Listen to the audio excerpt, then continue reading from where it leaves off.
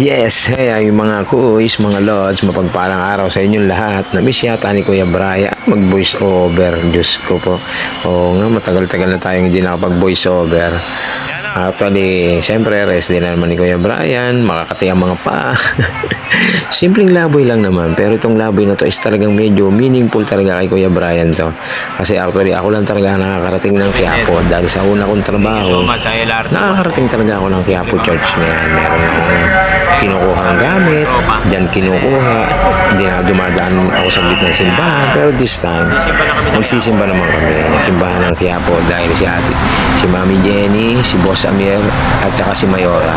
Never pa silang nakapasok talaga sa simbahan ng Quiapo. Si Mami Jenny, nadadaanan lang niya yung simbahan ng Quiapo, pero never siyang nakapasok sa simbahan ng Quiapo. Si Boss Amir at si Mayora, ayun, hindi talaga sila nakakapasok dyan. Hindi pa talaga sila nakakapunta. Kasi gusto nila ma-experience yun.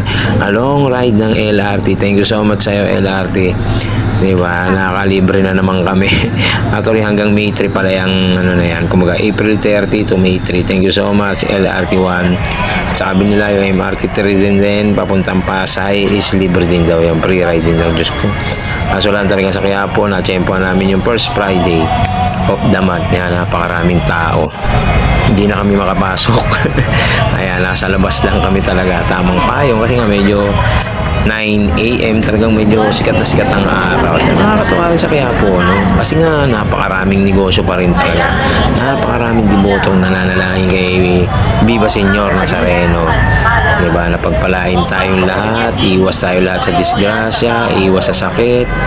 Lahat na, siyempre, ipagdasal natin sa Kanya. Dahil sabi nga nila, si Viva Nazareno talaga ay nagbibigay ng himala. Nakakatuwa rin talaga kasi nga gusto ko yung mga anak ko makilala naman nila kung ano ba talaga yung buhay sa labas, diba? Paano ba humingi ng panalangin sa Panginoon.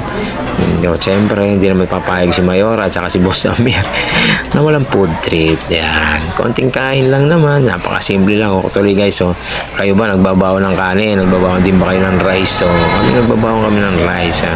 Napakasaglit lang din naman namin talaga guys. Napakasaglit lang namin. Uuwian nga agad. Umuwi na kami. Pagkasimba na pagkasimba. Konting kain, o konting kwentuhan, o gala, tingin dito, tingin dyan, uwi na. Diba? Kaya kayo nyo, sa inyo, punta rin kayo ng Quiapo. Diyos ko, napakaganda. Thank you so much.